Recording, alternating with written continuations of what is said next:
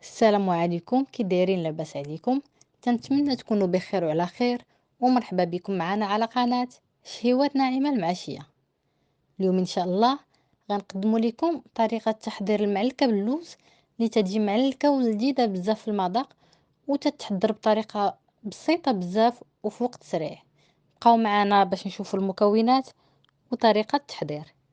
باش نحضروا المعلكة ديالنا عندنا 200 غرام من البودر داموند، معلقة صغيرة من خميرة الحلويات، وعندنا 80 غرام من سكر سنيدة، جوج من بياض البيض، وعندنا قشور ليمونة أو حامضة محكوكة، وجوج معالق كبار من عصير الليمون.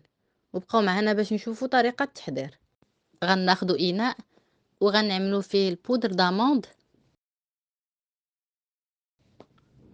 وغنضيفو عليه سكر سنيدة، وغنضيفو رشيشة من القرفة، واللي ما تتعجبوش القرفة يمكن ليه يعوضها بسكر فاني. وغنضيفو بياض البيض، ومن بعد غنضيفو قشور ليمونة او حامضة وغنخلطو الكل.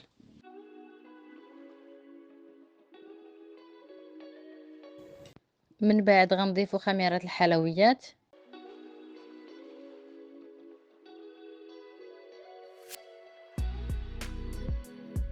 ودابا غنضيفو جوج معالق كبار من عصير الليمون.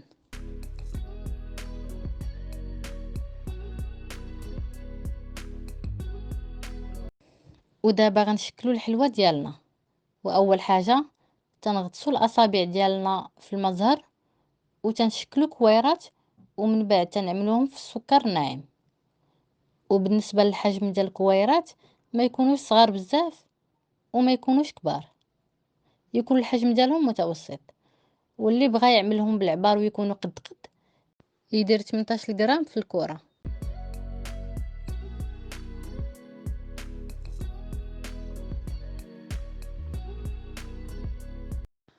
ودابا غنفندو الحلوى ديالنا حتى تلبس لينا بالسكر مزيان، ومن بعد تنزلوها في صفيحه الفرن مغلفه بورق المطبخ.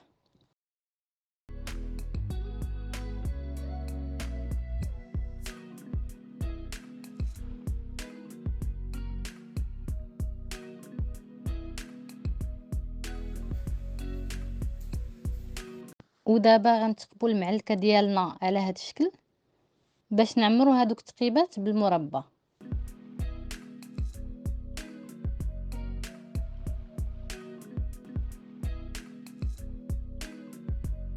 غندخلو الحلوى ديالنا للفرن الكهربائي طيب على درجة الحرارة 180 لمدة 12 حتى ل 15 دقيقة، وكل واحد على حساب الفرن ديالو.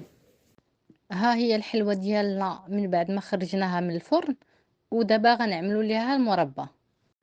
باش نزينو المعلكة ديالنا عندنا جوج معالق كبار من المربى، يمكن لينا نعملو المربى ديال المشماش ولا ديال الليمون، ومعلقة كبيرة من الجلوكوز. تنخلطوهم وتنعملوهم فوق النار يطيبوا على نار مهيلة. بالنسبة للجلوكوز تنعملوه مع المربى باش يلصق لينا المربى في الحلوى ديالنا. من بعد ما غلى لينا الخليط ديالنا وعمل لينا الكشكوشه على هذا الشكل تنزلوه من فوق النار. ودابا غنعملوا المربى في الوجه ديال المعلكه ديالنا.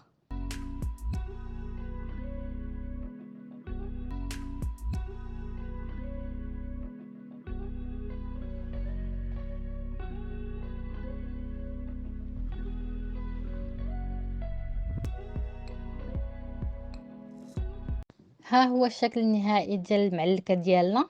تتجي على هذا الشكل، تتجي لذيذه بزاف في المذاق، وتتحضر بطريقه بسيطه بزاف وبمكونات سهله.